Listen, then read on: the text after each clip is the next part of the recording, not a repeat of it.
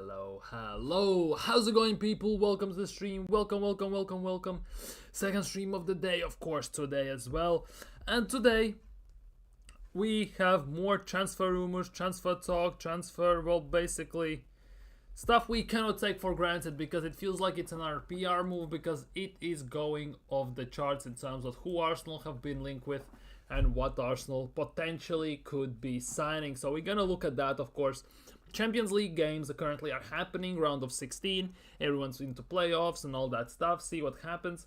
Obviously one game has already concluded, which basically concerns Arsenal, so we're gonna definitely talk about that. And Miguel Azeez, remember that guy? The Cristiano Ronaldo training regime and all that stuff, the guy, he has spoken on Arsenal, so we're gonna look at that as well.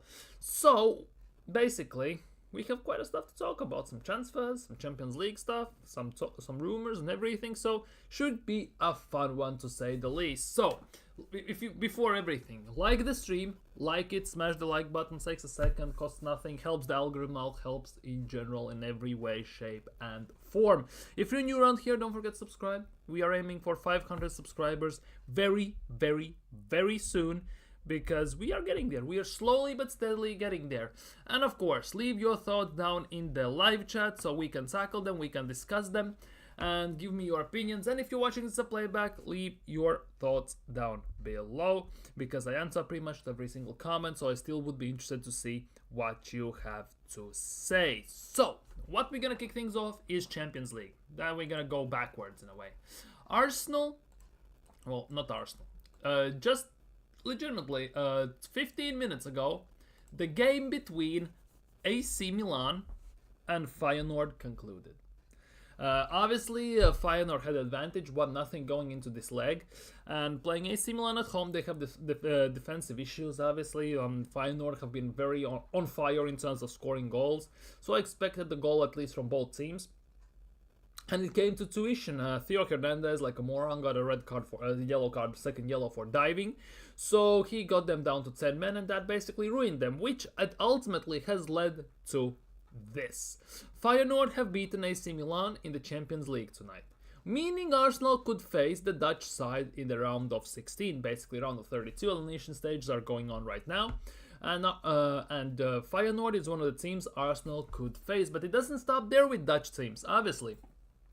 In the other games in the round of 16 that's gonna happen tomorrow on Wednesday the 19th of February, of course, Juventus are playing PSV. Juventus are playing PSV Eindhoven, and the winner of that duel as well be the other team Arsenal could be facing in the round of 16. Whether it's gonna be one of the Dutch sides or it's gonna be Juventus, obviously time only will tell, of course. But yeah, it's very interesting because, if I'm not mistaken, the first leg that they played was at Juventus, and Juventus won 2-1 at home, which means the game is now in Eindhoven, so it's gonna be a tough one for Juventus away. Definitely gonna be a tough one. And on top of that, by the way, tomorrow Aston Villa play Liverpool. Let's see what comes from that, because that directly also impacts Arsenal's chances on the league and everything in other ways, shapes and forms. But yeah, Benfica are playing Monaco currently. That just started as well. Benfica won 1-0 in the first leg. Mbolo and Minamino are starting up top, or they're playing as forwards. Mika Biereth is on the bench, and of course Folarin Balogun is still out with shoulder injury. That's regarding Arsenal. Bayern Munich I would expect to win. Celtic, they beat them already at Glasgow, so shouldn't be too much in it. Atalanta versus Club Brugge is the other interesting game, because obviously at the moment it doesn't concern Arsenal whatsoever, but the game that happened in Bruges, that game that happened in Belgium basically, Club Brugge won 2-1, which basically means that Atalanta at home are going in a bit of a disadvantage. Now the biggest thing about this game though is, if I'm not mistaken, once I was reading up on these things, Club Brugge has never won a game in Italy. They have lost in about 15 straight games, and as you can see, if you see the red marker by Club Brugge name, it means they're gonna score in a second, and they all actually have scored, which is quite interesting. It is genuinely quite interesting to see. Atalanta, obviously at home, they are a force to reckon with. Time will tell what's going to happen with that, but obviously Club Brugge have taken an early lead. If there is no upsides, no nothing, the game is going to be 3-1 on aggregate, and genuinely Atalanta will have a mountain to climb.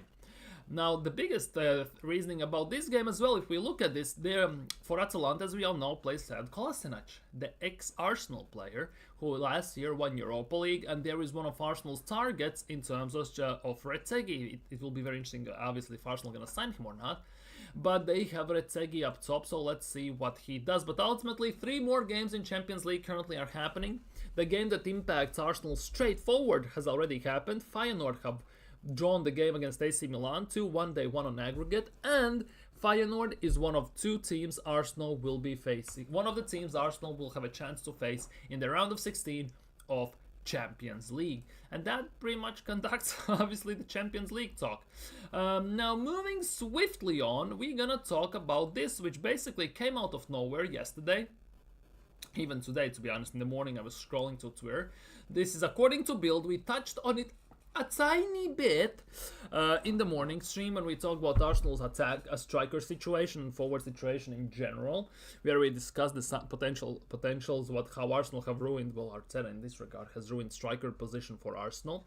And now apparently this came out today, after the stream by the way, oh no, during the stream, that Borussia Dortmund want £85 million for Jamie Gittens. As we know, Jamie Gittens, an English player, moved to Borussia Dortmund, and Borussia Dortmund are very darn good in this regard when they basically develop the young players, any young players, and then they sell them for big money. They're very good at that, and obviously Jamie Gittens could be another example. They did that with Haaland, we did that with Bellingham, obviously Gundogan, and many more. But with Arsenal, Spurs, and Chelsea among the clubs interested, it's a very interesting one, because I don't see Gittens going to Tottenham whatsoever.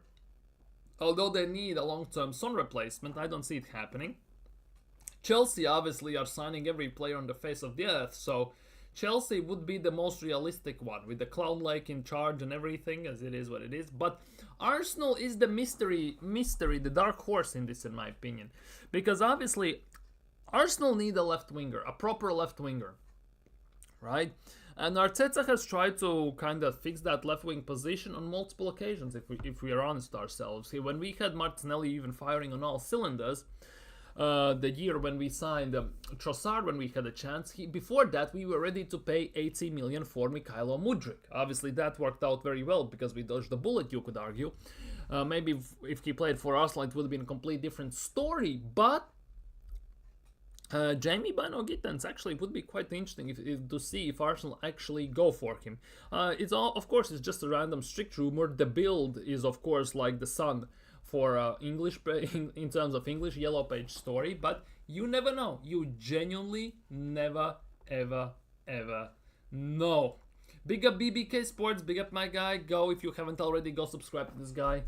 Great content on his channel as well regarding Arsenal and in general, so go subscribe to that. This club is so negligent, it's not even funny anymore. And yeah, that is the biggest issue, because we are neglecting some of the major issues. We have had these issues for years, that's the worst part. And I'm not talking even about the striker situation, which hasn't been fixed since, you could say, Aubameyang left, let's just say that, 3 years ago, or even 3.5 years ago, because he wasn't even firing at that time. But in multiple positions, it has been an issue on many positions for Arsenal over the years, and nothing's changing. Plus, it doesn't look like we're in a big rush to sign a sporting director as well. Let's not forget, Arsenal is only big club in the world football who doesn't have a sporting director as we are speaking right now. We have Jason Nato as an intern there, but obviously, looking at the big picture, we don't have a sporting director whatsoever. So these transfer rumors actually, to a certain extent, mean nothing until we get a sporting director, because I don't see us going and trying to sign anyone without a sporting director. So that is the big question. I think that transfers, how quickly we're gonna get them done, how early we're gonna get them done, solely I'll as well, I think, gonna rely on when Arsenal get a sporting director. which will be the sporting director? That is also the big question, because obviously when it was just before January, obviously just before the transfer window opened, there was some talks about Monaco's sporting director, there were talks about Real Sociedad's sporting director, there were talks about Tomasz Rosicki, Per Mertesacker, and even, let's be real, there were also during the January transfer window there were talks that Arsenal could promote Jason Ato from interim position to having that main role. And the big question about that is why? Because they were talking about it like he's the next big thing since sliced bread.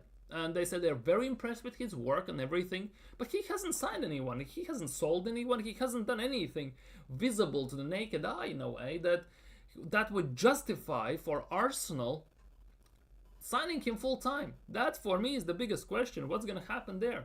That for me is the big question. Absolutely, Aubameyang won Golden Boot at this club and we haven't signed a striker since. Exactly. Arteta had Golden Boot winning Aubameyang. Aubameyang handed Mikel Arteta the FA Cup on silver platter, basically. Even a golden platter, let's be real. With the goals he scored against City, against Chelsea, carried us over the line and everything. So the big question is, obviously, allegedly he fell out with Arteta and all that crap. But we haven't replaced him since. We are signing a striker for 3.5 years by summer, and we still haven't gotten the job done. And that for me was one big issue, because we were linked with strikers throughout the whole summer through January, and I don't know who was it. It was Pearson, it was Jordan who raised the topic about this, but it was said that Arsenal haven't signed a striker in 3 years. What makes you think that Arsenal are going to sign striker in the last week of the transfer window? And to be honest, there were some facts behind that, because it doesn't look like we are in any rush whatsoever to go and sign a proper bagsman up top. We are not in any rush whatsoever. We are linked with everyone in the world. Let's be real. We have been linked with about 5, 6, 7 strikers overall, like a proper strikers, right? And we haven't actually signed anyone. We haven't even put in a respectable bid for anyone, because obviously there were talks that Arsenal have put in a bid for Ollie Watkins, but at the time apparently Aston Villa wanted 60 million and Arsenal offered only 40. Like, where does that make any sense? Like, 20 million genuinely cut off from the price, you get like 33% off from the deal. Which club that's in Premier League, in Champions League and everything is gonna do that with one of their main guys, especially when at the same time they basically are balancing 2 strikers on the weights and deciding who they want to sell when Saudis come in with a 77 million euro offer for John Duran. Like, what are we doing? It's actually not a serious thing. Arsenal are not serious. And of course, transfer window closes, and Arsenal are instantly again now linked with forwards, as we are talking about Jamie Gittens, and we're going to talk about a few more strikers we are linked with it out of the blue, and to some extent with strikers we haven't even been linked before. That's the mad part. I haven't seen Arsenal being linked with one of them in about 2 years, and one of them at all. Arteta is going to handpick his own sporting director, his boss. Arteta is gonna put himself in charge. That basically 15 million a year, he better do the job, the goddamn himself. Let's be real. And now here is one of the strikers. One of the strikers Arsenal have been linked with.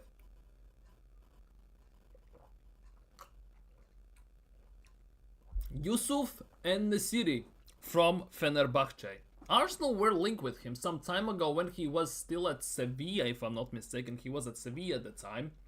Obviously, the deal didn't materialize, as you can see. He's at Fenerbahce, and not sure how that would work out. I generally not sure how that would work out. He's one of the Jose Mourinho players.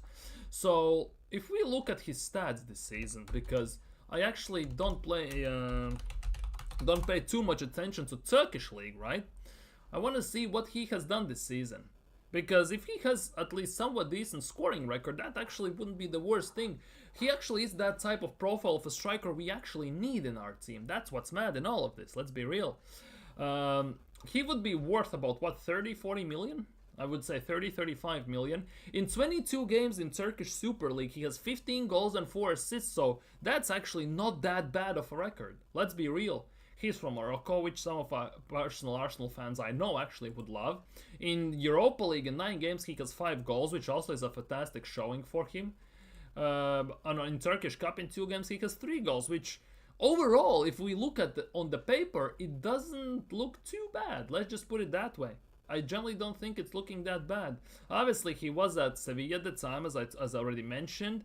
Malaga, City Leganes, those teams I don't remember him too much from, but from Sevilla I remember him quite a bit. I'm not gonna lie, I remember him quite a bit.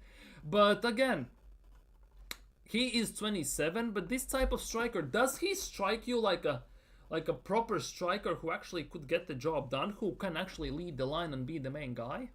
That for me is the big question, because Arsenal at this stage, as much as we need depth in the team, at certain positions in the main squad, we actually need needle movers. We need some proper level players that actually raise the ceiling of the squad, who breaks through the ceiling of the squad so others can follow him into that hole and even basically expand and improve on their potentials, achieve their actual potential. That is the big thing. And Yusuf En-Nesyri, it's like a 50-50 one for me personally. I'm not sure whether it's true or not. Obviously, it's just a rumor, strictly a rumor. And he just joined them, by the way, from Sevilla for 20 million. Just now, last summer, he joined them for 20 million. If they can basically make about 30-35 million, wouldn't be the worst case scenario. Now, on the other hand, when we look at this, Arsenal don't have a striker. Every team in the world knows that Arsenal are in desperate need for a striker, which ultimately would mean that they can ask whatever they want, because we're gonna go and try and sign some of their best guys. That is also the case. We cannot forget about that. He has won Europa League 2 times, by the way. En-Nesyri has won Europa League 2 times with Sevilla. He actually has won more trophies than Arsenal have, as mad as it sounds. And obviously United are linked with him as well. They already want to get rid of their Zerkamp, aka Zergzi, and Asmus Højlund. So it is what it is. Obviously these news are coming out from Turkey. So, go figure. Go figure. Would you take, obviously, Yusuf En-Nesyri at Arsenal? That's the big question. Would you deem him good enough in a way for him to play for Arsenal in general? And the striker situation doesn't stop there. Apparently, Arsenal are linked also with Coyg Ekitike from Eintracht Frankfurt as well. That's the other guy who Arsenal have been linked with. Ekitike is actually a bit a different one. He's 22 years old, right? In 21 games, 12 goals, 3 assists.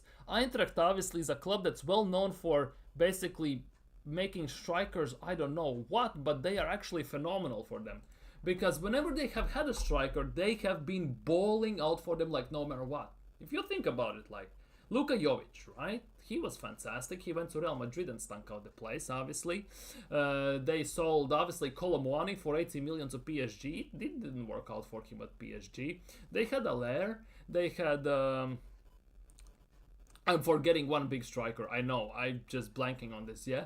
But Coyg Ekitike is another one in the list. Obviously, one of the biggest reasons I think Arsenal won't sign him specifically is because he's French. Ironically enough, is only because he's French. And it may sound weird to you, it may sound wild to you per se, but if you haven't kind of paid this attention, you haven't researched this, right? Mikel Arteta, since he started as a manager at Arsenal, has never ever signed a French player. All the French players we had, well, one, well, two technically, we had Guendouzi and we had, of course, Lacazette, they were already there. He has never signed a French player, ironically enough. Saliba also was there, just on loans. Saliba was an Emery signing. And the guys who are leading Arsenal, per se, if you can call it that way, like Saka, Saliba, players like that, Martinelli should be leading, obviously. Those are also Emery signings, so the guys we are relying upon, technically, are all Emery signings as well. So isn't that telling you something about Mikel Arteta and his talent ID and his management of the players? If the players he inherited are actually carrying the workload instead of actually his own players. Obviously, credit where credit is due. Gabriel was a phenomenal signing. Partey is also a decent one. Odegaard, I'm very unsure about to this day, but still, it is what it is at the end, if you look at it that way. But again, who knows? Coyg Ekitike, that's the second striker Arsenal have been linked with. And that's now two strikers that we have talked about in the last 10-15 minutes. And it now raises the big question, would you take him at Arsenal? Would you take either Coyg Ekitike at Arsenal, or would you take Yusuf En-Nesyri at Arsenal? The big question. One of the two. Would you take any of these two strikers at Arsenal to lead the line in the games? Because as much as, Arsenal needs striker, we also cannot be desperate, and we cannot sign every Tom, Dick, and Harry in the world. Let's be real. And obviously, the longer you starve for something, even the food you despise starts to look like, I don't know, lobster, basically. And I just hope Arsenal don't do that. I hope Arsenal with I lost my train of thought. I'm sorry. What I was talking about, strikers and everything, carrying it over the line. I forgot what I was talking about. Genuinely, something just hit me and I lost the train of thought. My bad. But would he be the guy to carry us over the line? I was talking about the signings that have worked out, obviously, right? Let's not dive into that. That's a completely different team we did some time ago. And the big question is, would you take him? Would you take him? Big up Kwame. Big up Kwame. Kwame is on the loose without any apologies. Damn, it's wild when you speak about yourself in third person. Then it's wild, genuinely. You're losing something, like your head is gone. Arteta is disrespecting our fans along with our club. In which sense? In which sense? Can you elaborate a bit on this? Victor Osimhen, come and join Arsenal, not Manchester United. Exactly. Victor Osimhen, I would take, obviously. For me, Yusuf En-Nesyri also would be the guy I would take at Arsenal. I actually wouldn't be against him. I remember I was talking about being hungry. That signing we cannot sign every Tom, Dick, and Harry, because the longer you starve, the more even bad options become more appealing. Let's just put it that way. And we cannot become desperate in that regard. We need to some extent hold our ground. But again, we have been holding our ground for the longest time, and we cannot afford to basically drag this out for longer than we have to. We need sometimes just go, pay the money they're asking, and get the job done and get the player over the line. Because we are dilly-dallying with these players too much, especially in summer transfer windows. It took us a month and a half to sign Calafiori. It took us a month to sign Merino. Two of the marquee signings for left back and for midfield, which ultimately has been replaced by our Haaland graduate Miles Lewis-Skelly and a guy who we play up top now. That's how wild it is. Two of the marquee signings this summer, and none of them are main starters in the team. That's how wild it is. That actually wild it is. 3 times we are runners-up in Premier League title race. That's what makes me annoyed with Arteta refusing to sign a striker. And to be honest, you say 3 times, right? We have been only runners-up 2 times. Nobody knows what's going to happen this season. Do I think we can win the league? No. Let's be real. Maybe there's like 1% chance we can, but I'm not too sure without a proper striker. Will we finish second? We should. But will we? That is the big question. That genuinely is the big question. But signing, for example, Yusuf En-Nesyri, I wouldn't be against. And obviously, if you didn't see this a few seconds ago, another one is Coyg Ekitike. Apparently, Arsenal are interested. Would that happen or not? Obviously, remains to be seen. Yeah, Firmino, that's a wild one, to be honest. I haven't checked it. But Arsenal allegedly have been linked with Roberto Firmino. Here it is. It comes from Pimentel, whatever that is, a Brazilian sports reporter. Roberto Firmino has asked to leave Al Ahly, and he's in talks to terminate his contract. Obviously, he was left out of the team for a few times since they signed the new signing. I forgot his name. My bad. I'm really blanking on this right now. But he played yesterday and he scored even. But Arsenal and Flamenco are monitoring his situation. Of course, that rumor has genuinely sparked a big debate in Arsenal's fan base. I have seen it all over the social media, on YouTube, on Twitter, even on Reddit. Let's be real. And for me, the biggest thing is, would he even come to Arsenal? Because Firmino strikes me like a player like Jurgen Klopp is the manager. Jurgen Klopp said he's not gonna coach or manage any other team in the Premier League that's besides Liverpool. And I think with Roberto Firmino, I think it could be the same case. He's not gonna play for any other team besides Liverpool. And I think Firmino actually is not that young as well. He's what, 33 exactly. So I kind of don't get the vibes that Arsenal actually would be signing him as well. Y'all think Firmino gonna do the Arsenal like really? He's not coming. Let's be real. He's not coming. Come on, Rob, man. You and I know we'll miss out on Premier League. We will. That's the biggest thing. I don't believe we're gonna win this. If there is a possibility, it's at best 1%. That's what I'm saying. However, the biggest issue for me is we might not even get second. That for me is the big question. Will we secure the second place? Because even if we look at Premier League table, it's not that eye-pleasing. Let's just put it that way. Because if you look at the table, Arsenal obviously are closer to the third place than they are to the first place. 7 points behind Liverpool, 6 points behind ahead of Nottingham Forest, and 9 points above Manchester City. That is the big thing. From this point forward, with 13 games left only, Arsenal should be in a spot where they feel quite secure. Let's just put it that way, quite secure about the second place in the Premier League. However, the thing is, Arsenal have very rough games coming up. Obviously, City have as well, and everyone. So that is the big question, because Arsenal still have to play Liverpool at Anfield, and we haven't won there since 2012, 2013, so it's been more than a decade since we won there. So that already puts us in a big jeopardy. Let's be real. We still have to play Chelsea at home. Obviously, we do very well against Chelsea, mostly at the Emirates, but you never know, because they're in the downfall. Arsenal play Nottingham Forest at home on the penultimate game of the season, right? And this season, based on how we have played against Newcastle, right? We have had 3 games, 3 losses, we have scored 5 goals, and we have conceded 5 goals, and we have scored none. And that is again a big issue. We still have to play Manchester United away, and no matter how shit United is, by the way, when we go to Old Trafford, we stink out the place most of the time. That for me is again big worry. And it only takes 2 games and Nottingham Forest is on our necks. It only takes 2 games and City are generally 1 win behind us. And yeah, that for me is the big thing. Isn't Firmino like 40 years old? Firmino is 33. Firmino is 33 years old. Exactly, that's the biggest thing. Champions League is also crucial, and we don't have a striker, and that's the biggest issue for me. That for me is a big issue in that regard, because Feyenoord just eliminated AC Milan from the Champions League, and Feyenoord is one of the teams we might potentially face in Champions League. Obviously tomorrow in Netherlands, in Eindhoven, PSV play Juventus. Juventus did somewhat decent job in Turin to win the first game 2-1. Now everything switches to Netherlands. And that again will be a very rough difference and tough story. Let's be real, it's not going to be easy for them there as well.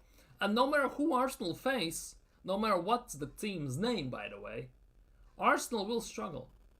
One way or another, Arsenal will struggle. That for me is the biggest issue.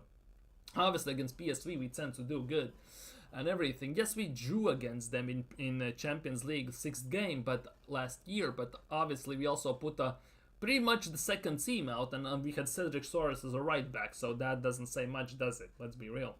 Although Feyenoord have had a very good run in Champions League, they have played some big teams. They have played very well against the big teams, by the way, and now they just eliminated AC Milan.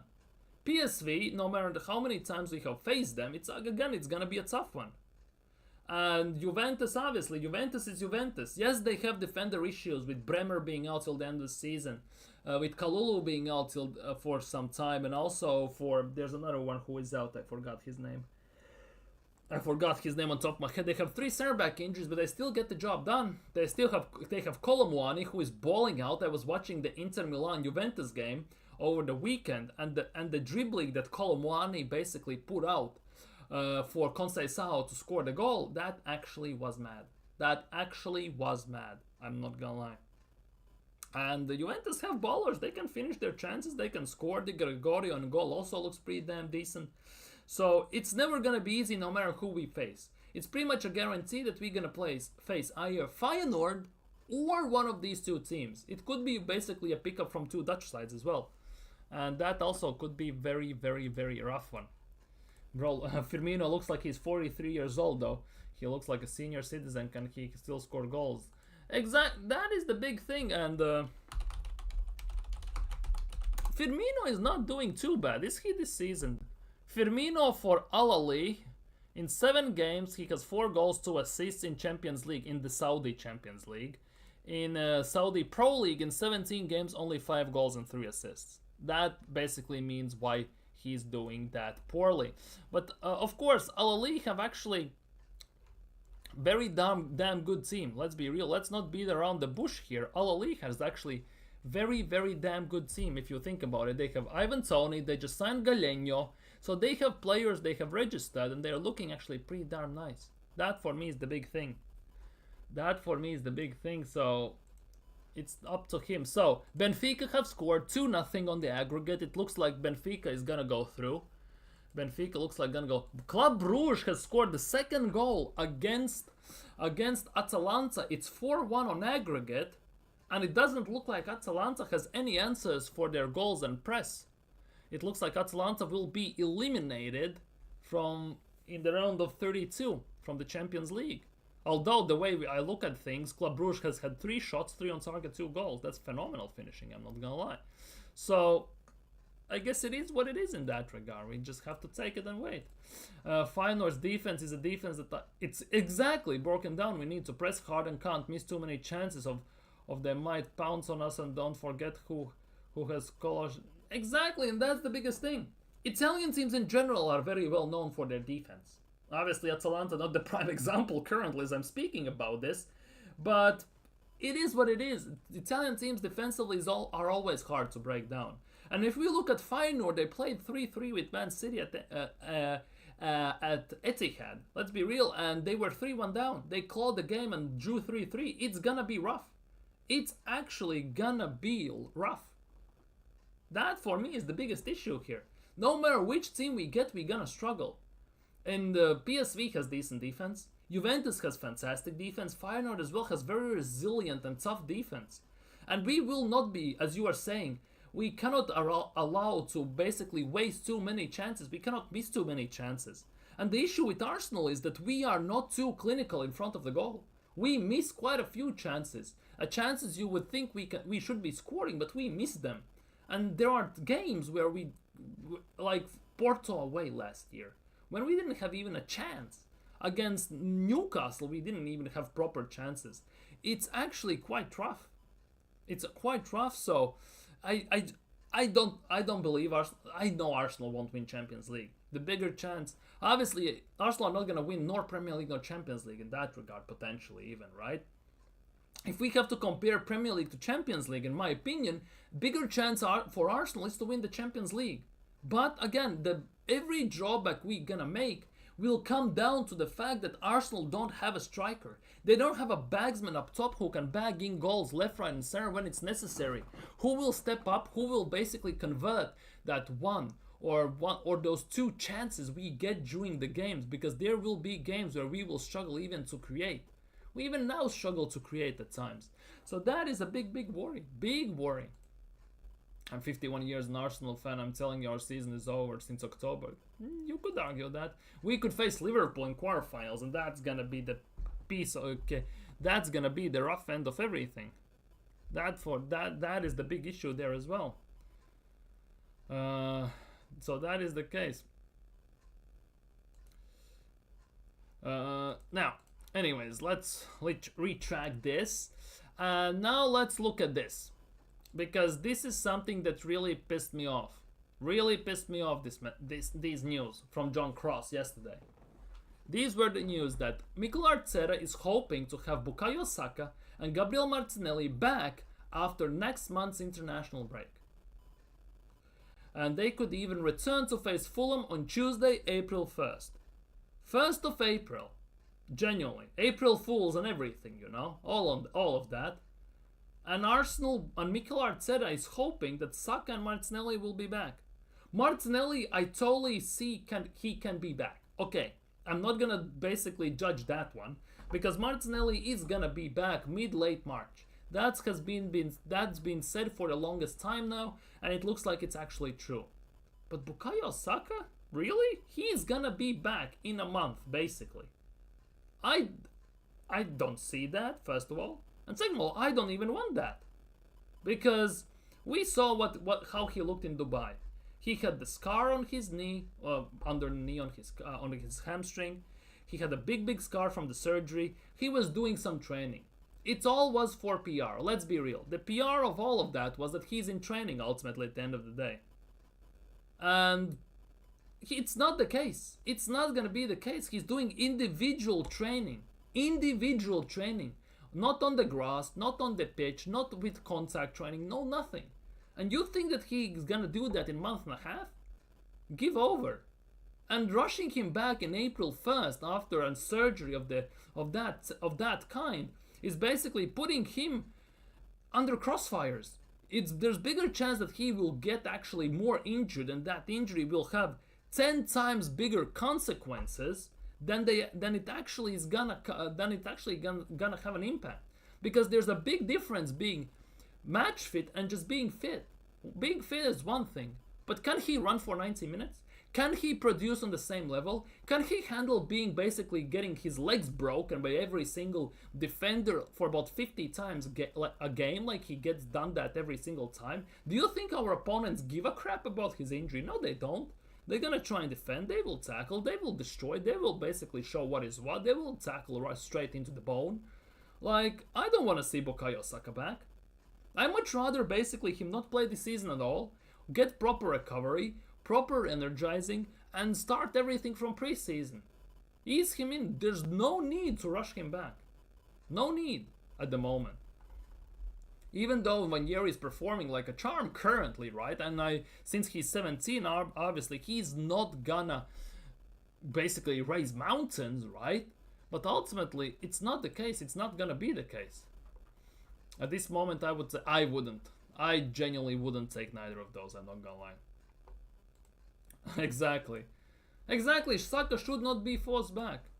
Martinelli finally be back. Exactly. Martinelli 100% is gonna be back mid-late March. That is pretty much a guarantee. It's been said, it's been confirmed and everything. But Saka, no, he isn't being forced back. He's actually gonna be fully fit by then, guys. I'm serious, I wouldn't want Saka being forced back. Saka is getting forced back. Let's be real. There's no chance that after surgery, 1.5 months later, he will have to do everything. There's no chance in hell. No chance in hell. Like, let's be real. Ozil does. No chance. Wait. Let's check this. Bukayo Saka expected return date. Initially, he was expected to resume training on end of February and be fit by March. The timeline now seems achievable, easing. I don't see it. This cannot be a thing. This cannot be a thing. Genuinely. He wants what? It's April 1st. It's April Fools or something at Arsenal. Like, it makes no sense. Exactly. That's what I believe. Bukayo Saka should be. He's rested till next season, till preseason next season, obviously. Because with rushing him back, because this is rushing him back. Because he got injured in what, December something. When he got injured, let's see this. Let's see this. He still is our assist leader, by the way. 10 assists. He hasn't played for how long? And he is the second top goal scorer at Arsenal with 5 goals, and he hasn't played for about what it feels like 9 years. Bukayo Saka got injured on December 22nd. So you want to tell me that in 3 months' time, he will recover from hamstring injury that needed a surgery? I don't see that.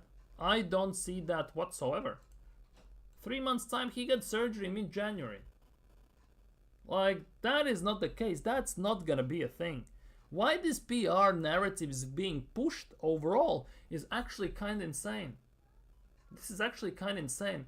And the worst part is, like, look, he hasn't been injured almost whatsoever over the time he's been at Arsenal since 1920.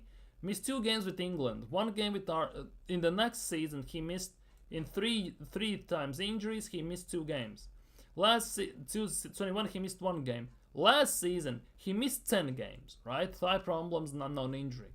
And now this season, he has missed 1, 4, 22 games already. And all have been muscle injuries. That is the big issue. You can see that him being played for 90 minutes straight almost every single goddamn game for about 4 years straight. For England, for Arsenal, Champions League, FA Cup, Carabao Cup, Premier League, pre-season even to some extent. It's taking a massive toll on him. These things don't happen by accident. Do you think he limps on the pitch many times before this injury was due to the fact that he just wants some attention? He wants more cameras on him? He wants to be called Sir Limps a lot and everything? No, because he was injured already then. He was playing through injuries. He was playing through ankle injuries last season and season before that. On painkillers, on injections and everything.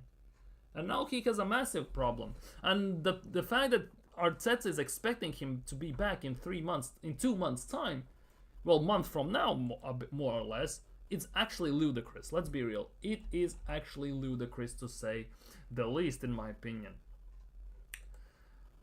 Nothing new in Champions League. Anyhow, Miguel Azeez. Remember the guy? Remember the guy at Arsenal, Miguel Azeez, the CR7 training regime and everything?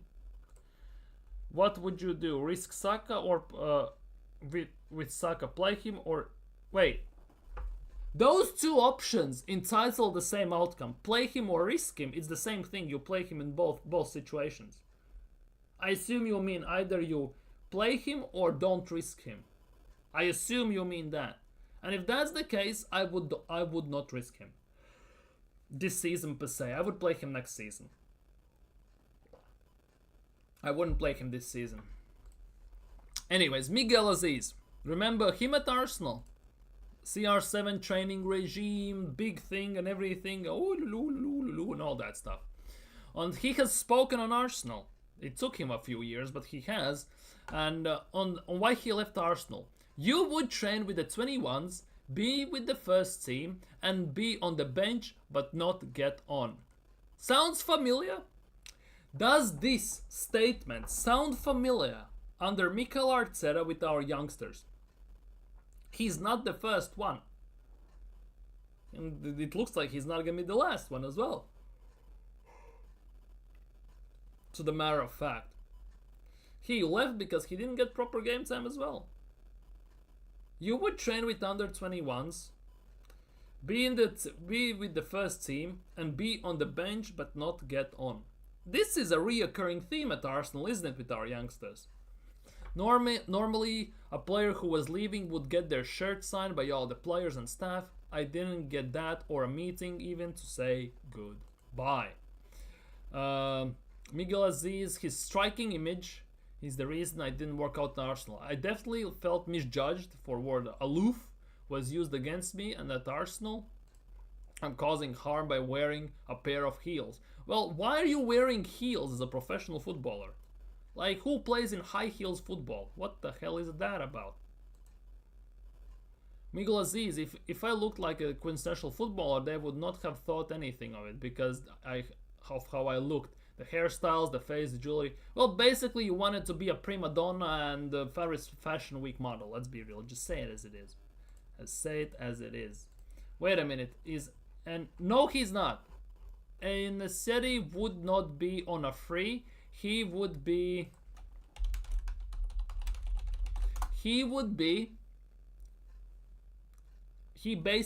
would be, where is it? We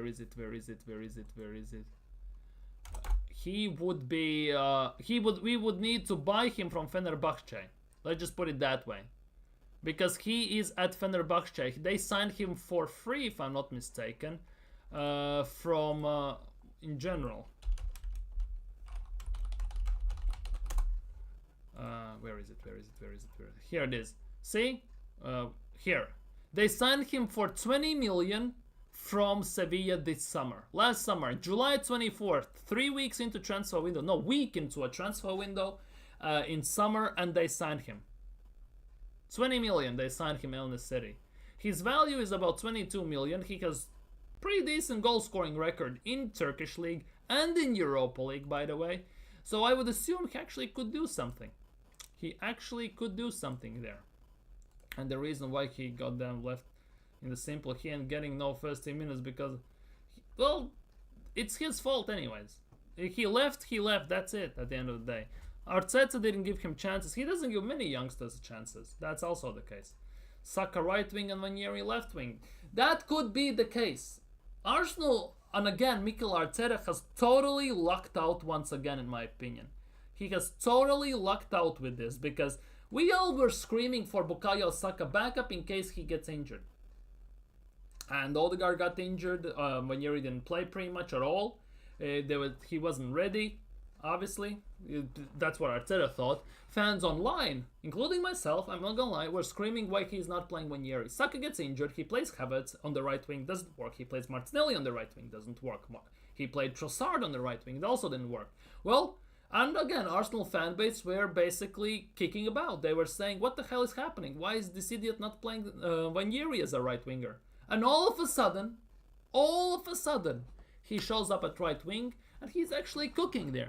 Now, for me, the biggest thing for Saka right wing and Ranieri left wing is the fact that they both are left-footed players. And based on how Arteta envisions this team, stupidly enough, right, is a left-footer on the right and right-footer on the left. That's how we've been playing all the time. Martinelli, Trossard on the left. We haven't seen Odegaard drift on the left too much. We haven't seen Saka drift to the left at all. So I think he actually wants a right-footed player on the left and left-footed player on the right. It feels that way just so he can cut inside. And for me, that's one of the dumbest things in general. Same with Roel Walters, same with Okonkwo, same with everyone. Most of the players that have left never get a kick at Arsenal. They didn't get enough playtime. They were sitting on the bench but not getting a chance. And you want to tell me that last season, Cedric Soares, right? Remember that guy? Cedric Soares. He played around 150, 200 minutes, right? On course of the whole season. You want to tell me that Roel Walters could not play those minutes instead of him? Like El-Neni played about, 90 minutes overall last season? You want to tell me that even Azeez could not play those minutes, or someone else could not have played those minutes at Arsenal? Like, let's be real, we could have given youngsters chances in that regard. We just didn't. Arteta just decided, well, they are youngsters, what do they know? I know better, basically. And he didn't play none of the youngsters when he actually should have played the youngsters, let's be real. That was total mismanagement of the youngsters. And obviously, Chidobe Martin was looking at the situation and said, well, fuck you. Genuinely, he said that. I don't want to be part of this mess. He went to United. Same thing happened with Aiden Heaven. He was looking at this. He's not going to get a kick of the ball. He says, screw you. I'm not signing with you anymore. I'm going to United. And that actually should be a big concern for Arsenal. In general, that should be a big concern. Because these youngsters are leaving a team who is arguably in a very healthy position, who are a top 4 consistent guarantee pretty much, who are going for a title for the 3rd straight year in a row, who are in Champions League and with big potential, right? And they are going away from that club, aka Arsenal, to join a team that is basically almost relegation candidates at the moment, who are in disarray, who are a total mess, their roof is leaking, nobody likes Ineos, nobody likes half the team, and they have a new manager that needs about 50 players to sign to work his specific system and everything. Isn't that telling you something at the end of the day? Isn't that telling you something that these players actually prefer that mess at Manchester, aka Manchester United, rather than play for Arsenal? That should be a big concern for Arsenal's youth team, for Arsenal's players, for Arsenal in general, for the management and everyone else. That should be a massive concern in my opinion. Because they are leaving to trash, basically, instead of living in luxury, arguably, comparatively, obviously. That you could make that comparison to a certain extent. And that is, again, as I said, not a good look for Arsenal in that regard. This one's for Marlon, because I know Marlon loves Anoush, first of all. Marlon, if you're here, this is specifically for you. Highly rated Arsenal Academy striker, by the way, Andre Hariman Anoush was called was called up to first team training today. Specifically today. The 17-year-old has scored 3 goals in the under-18s in 2025 and has been called up to under-21s multiple times this season. So there's actually a youngster in striker department that Arsenal actually are looking to use potentially.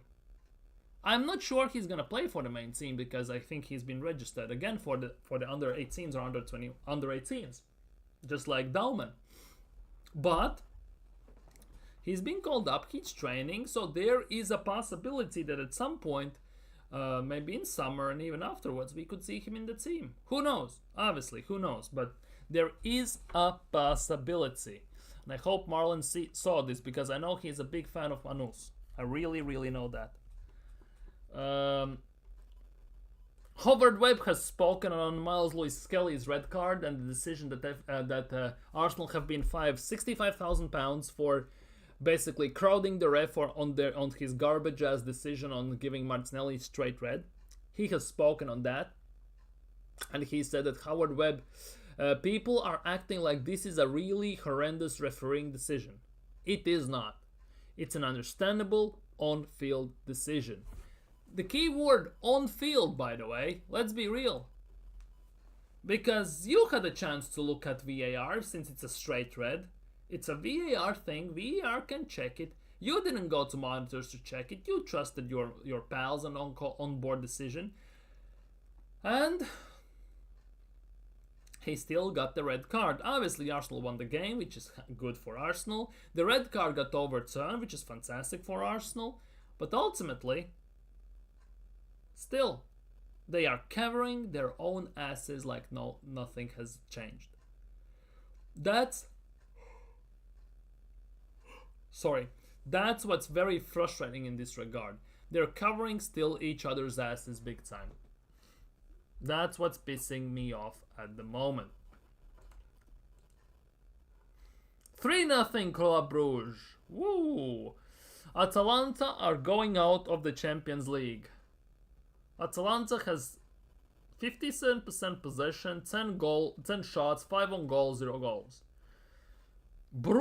Club Brugge has 6 shots, 4 on target, 3 goals. That's some 75% conversion rate from shots on target and 50% conversion rate from their shots in general. That's some phenomenal finishing, to say the least. Oh, Monaco have scored.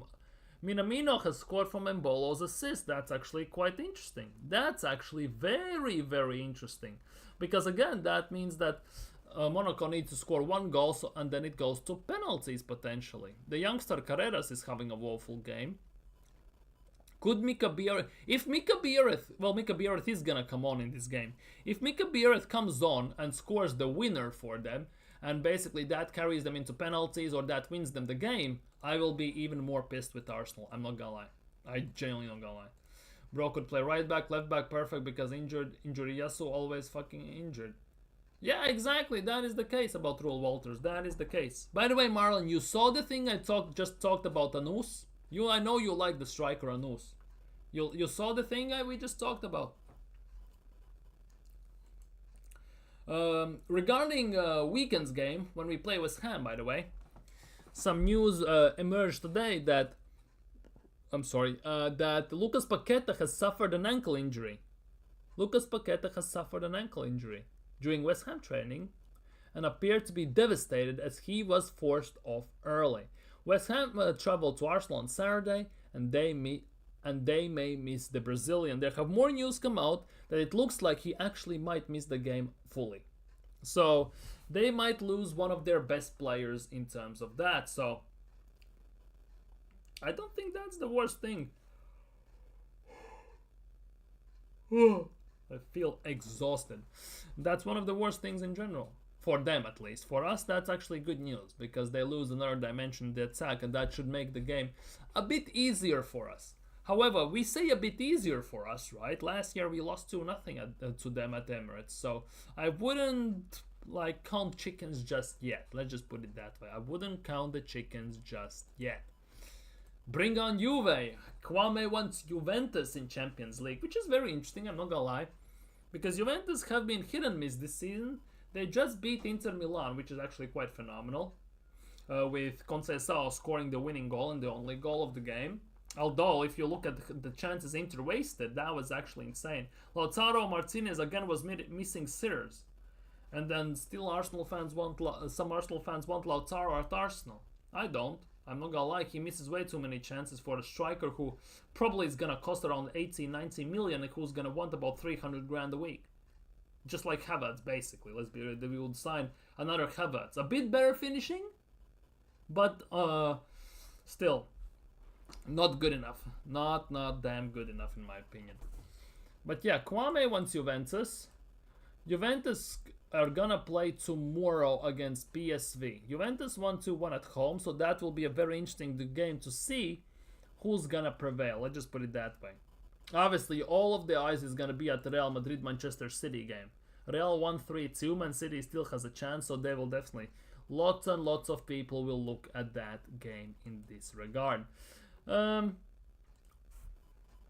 Any other news regarding Arsenal would be quite appreciated, because Arsenal these days have been hella quiet. Let's see what's there regarding Arsenal today. Anything else? Anything else? I'm gonna go slowly through this.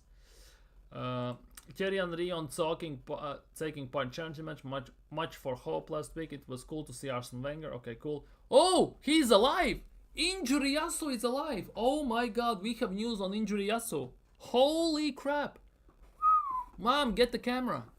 Anyways, Takehiro Tomiyasu had a surgery on his right knee in the last few days and has begun his rehabilitation program. I'm sorry that I haven't been able to tell my fans and supporters about my situation the last 6 months. I have a lot to say. Well, he hasn't played for Arsenal at all this season. He's played 6 minutes against Southampton, and that's about it. He was injured, came back from injury, played 6 minutes against Southampton, and got injured again. And since then, he's been injured consistently. And now he has gotten a surgery, and I wonder what's going to happen, whether he's going to speak on it or not, because the fact that he has a knee, basically surgery, means that either he has something to do like Jesus with ACLs, or he has just very weak knees, one of the two. But there are actually some news on Tomiyasu, which is actually quite shocking. That wasn't on my bingo card today, let's just put it that way. Who do you want in Champions League? Obviously, we're gonna get Feyenoord or Juventus or PSV, right? One of these teams. Personally, I would want Juventus. I'm not gonna lie, I would want Juventus, and after that, depending on how the table puts us together, that's how I see it. No, they pocket area attackers, right? And we barely have an attack. Kwame, don't get too cocky. Plus, Colomwani scores one. Once he won't stop scoring, remember that, and the yield is so... Yeah, Juventus has some ballers in the team, let's be real. They have Conceição. No, Conceição, yeah, they have Conceição. They have Yildiz. They have, of course, Colomwani. They have Lajovic, by the way. Remember that? Daily Dushan, man, and everything. Their midfield is a bit 50-50, but with McKennie and everything, but it still works. Their defense has been a bit ruined, I'm not gonna lie, with Bremer's ACL, with Kalulu's injury, and who's the third guy? I'm forgetting the third guy. Let me check. Juventus, right? I know they have another guy injured. That's what I know. I'm genuinely blanking on this. They have Bremer out with ACL. Cabal is out, right? Yeah, Cabal is out. Exactly. Douglas Luiz is injured, so they're waiting on that. Although their midfield of Thuram, McKennie, Koopmeiners is actually fantastic in that regard. Conceição, Nico Gonzalez, Vlahovic, Colomwani are phenomenal. Let's be real. Timothy Weah plays right wing back. They play 5 at the back, so Arsenal already are gonna struggle because they never do good against 5 at the back. Locatelli is still a very decent player. There was time I wanted Locatelli at Arsenal as well, by the way. Cambiasso is a very decent left back. Vega, they have Lloyd Kelly, fuck me. Gutsi currently is playing as a center back. Di Gregorio is playing very, very good for them. So their team is actually very, very solid. It is what it is. But I want to play Juventus. I don't want to play another PSV. We have played PSV 2 years in a row now. We played them in Europa League and we played them in Champions League. I'm sick and tired playing against PSV. That's the one team I definitely don't want. Juventus has a chance to eliminate them, so that is on the plus side. And basically, if PSV somehow go through, I want to play Feyenoord. I don't care. I just don't want to see PSV anymore. If Juventus win, if I have to choose between Feyenoord and Juventus, I'd say I'm taking Juventus.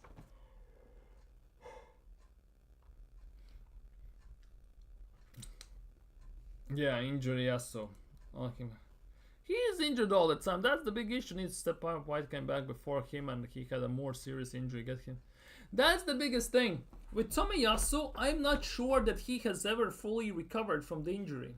Somehow get the feeling. Because there's no chance in hell that this guy has been injured. Pretty much when he comes back, it will be a year straight. There is no chance that you don't have a substantial and underlying injury. In terms of the fact that you have been injured for half a year, you play 6 minutes, and then you're injured another half a year. There has to be some underlying situation and conditions in that regard. Feyenoord, Juventus, Bayern Munich, or Barcelona, bring them. I would, of all those teams, let's just say first round of 16, I would take Juventus. And if I had to choose between Bayern Munich and Barcelona, I don't want any of them. Both of the, if I had to choose one of those two teams,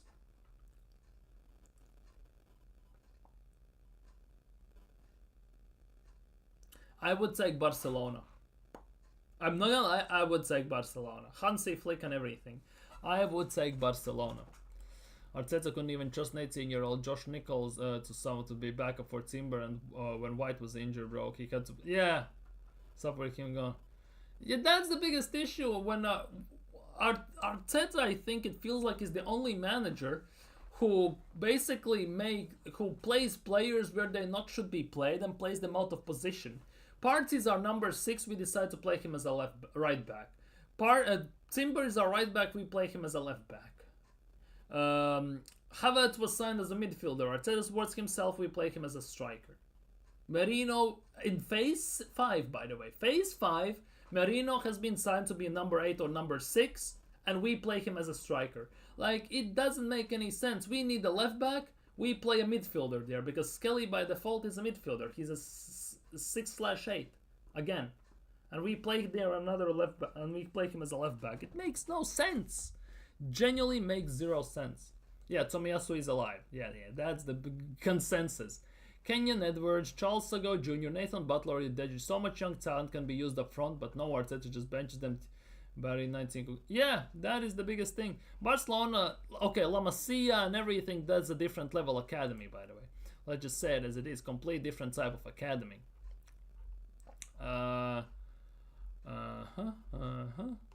Have you seen, did you see this, Marlon, by the way? Were you here specifically for you, Marlon? Highly rated Arsenal Academy striker Anus was called up to first team training today. This is the big thing. This is the big thing. To be honest, Arteta doesn't even need to steal tactics. Arteta has deployed tactics in previous seasons that has worked like a charm. For some weird goddamn reason, it feels like he has been in Men in Black. Someone has gone up to him, clicked the light that basically flashes his eyes, and he loses all his memory. That's basically what it feels like. It feels like he totally has forgotten the types of he used to play and the ways we used to blitz teams, because we don't see that at all anymore for the last season and a half. We don't see that at all. We don't see even it to full extent since 22-23 season. That's what's very frustrating. That's what is very, very, very, very frustrating. Anything else new on Arsenal? Wenger, West Ham, injury Yasso. This is a worrying stat. This is a worrying stat, by the way.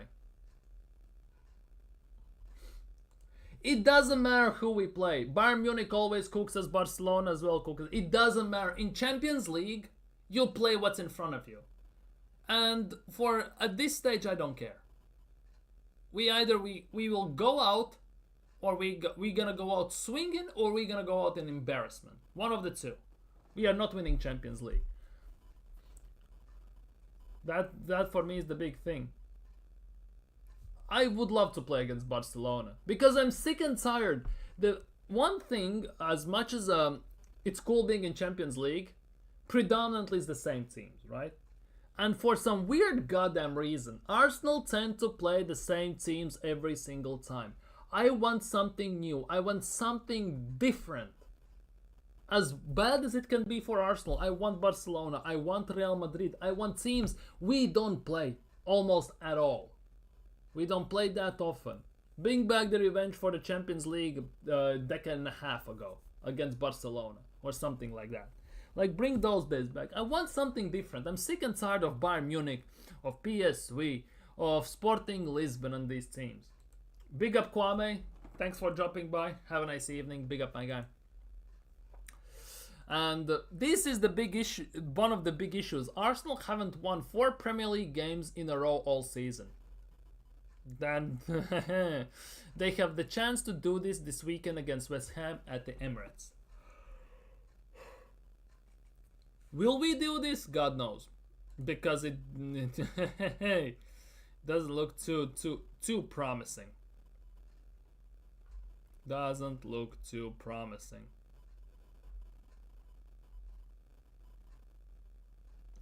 Doesn't look too promising in that regard. So, anything new in Champions League? Half time, so nothing new in that regard as well. So nothing more to discuss, I think, for today. If I get a chance and everything, I will be back live tomorrow again. For the last 2 days, I've been streaming at 9 a.m. UK time, 9 a.m. or 10 a.m. UK time.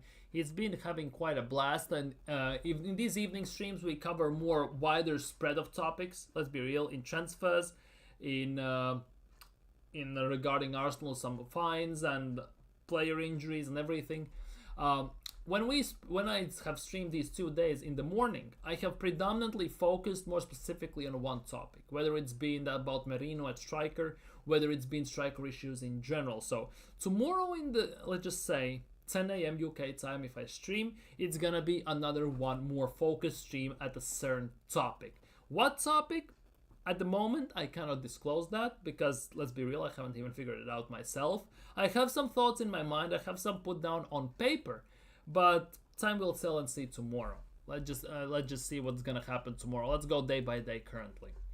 They should let Anush and Oyedeji watch Prime Henry in training. They become... To be honest, I was watching the highlights of the charity game where Thierry Henry played over the weekend. He still looked better than all of our strikers we have had in the last 3-4 years. I'm not gonna lie, he looked better than Havertz, he looked better than Trossard, he looked better than all of them we have played at striker. Mbappe would cook us with Saliba errors. It doesn't matter. You don't think we won't have to face these teams sooner or later? All these Arsenal fans, Arteta only fans, Arteta sexuals, for some weird goddamn reason, has this chest that we are on the same level as Real Madrid, same level as Barcelona and all these teams. When we even can on Champions League, we cannot even chat to them, right? So let's get one of those teams for a change. Let's play against them. Let's see where we are at. Maybe then these top gooners will have a reality check for a change, to some extent. Because it doesn't matter. For me, I want to see some different teams. That for me is the only selfish thing I can say and put out. Let's just put it that way. For me, it's just a selfish thing I want to put out.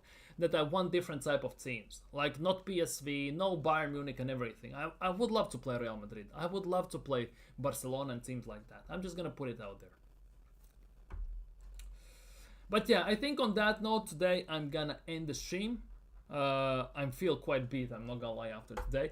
If you haven't liked the stream, subscribe, leave your comments down in the below.